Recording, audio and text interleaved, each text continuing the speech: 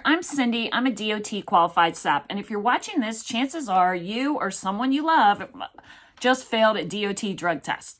You're probably wondering, do I lose my CDL now? The short answer is yes, but there is a way back. So let me explain exactly what that means and how you can get it back.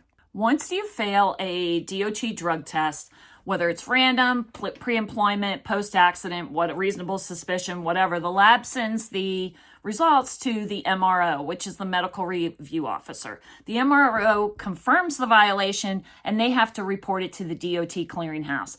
That's typically within 3 business days. And then the clearinghouse notifies your state DMV. And that's where things can kind of move fast, but all states are different. So it could take a couple days to a couple weeks, but the CDL will get downgraded. But that doesn't mean you can't get it back. So that means you'll immediately be pulled off safety sensitive duty. So no more driving until you complete the SAP process. And you can still drive your regular car. You just can't use the CDL. So the downgrade isn't personal, it's a federal regulation. The FMCSA requires that any driver in prohibited status in the clearinghouse cannot hold a valid CDL until they've completed the SAP return to duty process. So here's how you can start turning it around and fixing it. Log into your clearinghouse dashboard. If you haven't already, create an account there, log in, and you should see the violation there. You'll see a red box that says prohibited. That means the MRO has entered what they need to enter, and now you can move forward to the SAP return to duty process. So what you will do is you'll research and try to find a SAP in your state, and that can be remote or in person. And then you will assign them in the clearinghouse. You'll send them a request. The SAP will accept it on their side, and then you're ready for the SAP assessment. Here's some quick mistakes to avoid. Don't ghost the process. The quicker you start, the quicker you finish and are back on the road. Number 2, don't assume you'll figure it all out later. It's a process. Now, the SAP will be able to explain to you how the process goes, and I'll make some videos about each step so that you can follow along in one of the playlists.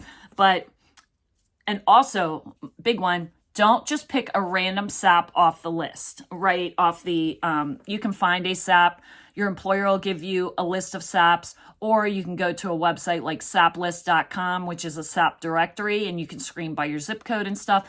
But don't just assign them straight off the cuff, off the clearinghouse until you do your research. Because sometimes most therapists are ethical, but there are some, and I've seen websites where there's sort of scammy ones too. So you really need to do your research and call them up and make sure they are still a DOT qualified SAP and they can help you through this process. And it has to be in your state that you're licensed in. And so if a SAP says they're licensed in all states, pass it by. It's a red flag. They are not licensed in all states because most therapists can be licensed in a few states, like I'm licensed in Florida and South Carolina, but I have to keep up the credentials in both states, the training requirements that go with it, and everything. So people are not doing that for 50 different states.